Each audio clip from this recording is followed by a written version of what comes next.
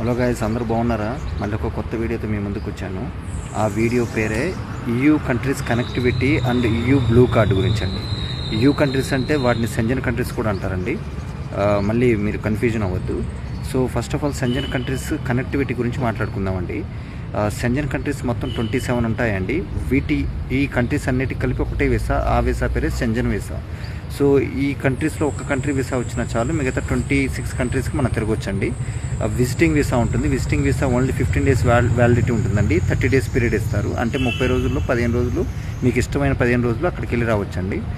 మీరు ఏ కంట్రీలో ఎన్ని రోజులైనా ఉండొచ్చు, దానికి రెస్ట్రిక్షన్ ఏం లేదు.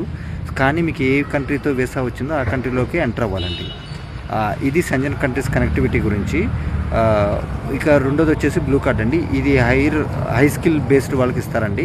మినిమం 53,000 euros ఎవరికైతే వస్తాయో పర్ ఇయర్, సో వాళ్ళకి EU బ్లూ కార్డ్ వస్తుందండి. దానికి కావాల్సింది మీకు హై డిగ్రీ ఉండాలండి, లైక్ బీటెక్ కానీ, MBA కానీ, MSc కానీ ఇలాంటివి. అంతేకాకుండా మీకు మంచి ఎక్స్పీరియన్స్ ఉండాలండి. ఒక 5 to 6 years అన్న ఎక్స్పీరియన్స్ ఉండాలి మీ వర్క్ మీద. అంతేకాకుండా అప్లికేషన్ ఫామ్ ఒకటి ఉంటుందండి, అది కూడా ఫిల్అప్ చేయాలి. అండ్ కాంట్రాక్ట్ ఉండాలండి. కాంట్రాక్ట్ ఉండాలి, మీకు జాబ్ కాంట్రాక్ట్ ఉండాలి. అండ్ జర్మనీ నుంచి కానీ, ఫ్రాన్స్ నుంచి కానీ, ఇలా ఏ కంట్రీకి అయితే మీరు EU కార్డు అప్లై చేస్తున్నారో కాంట్రాక్ట్ ఉండాలి.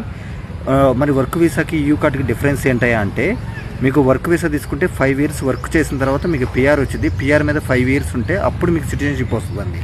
కానీ ఈ EU కార్డు మీద వెళ్తే మీకు 21 months 22 monthsలో మీకు పర్మనెంట్ రెసిడెన్సీకి అప్లై చేసుకోవచ్చు అండి. చాలా ఎర్లీగా అప్లై చేసుకోవచ్చు. అండ్ మీరు 12 months ఇక్కడ పనిచేసిన తర్వాత, ఫర్ ఎగ్జాంపుల్ మీరు ఫ్రాన్స్కి EU కార్డు వచ్చిందనుకోండి, ఫ్రాన్స్లో 12 months పనిచేసిన తర్వాత మీరు జర్మనీకి వెళ్ళిపోవచ్చు. పెద్ద రెస్ట్రిక్షన్స్ ఉండవు. కానీ ఈ వర్క్ వీసాకి అలా కాదు. మీరు జర్మనీ వెళ్ళాలంటే అక్కడ నుంచి జాబ్ కాంట్రాక్ట్ కావాలి, దానికి సంబంధించిన వర్క్ వీసా అప్రూవ్ అవ్వాలి, అప్పుడు వర్కౌట్ అవుతుంది. కానీ EU కార్డు వల్ల ఏంటంటే మీకు వర్క్ వీసా అప్లై చేసుకోవసరంలా, డైరెక్ట్గా మీరు job card already EU card ఉంటుంది కాబట్టి జాబ్ అక్కడ కాంట్రాక్ట్ ఉంటే అక్కడికి వెళ్ళిపోవచ్చు. ఇది బెనిఫిట్ ఉంటుందండి.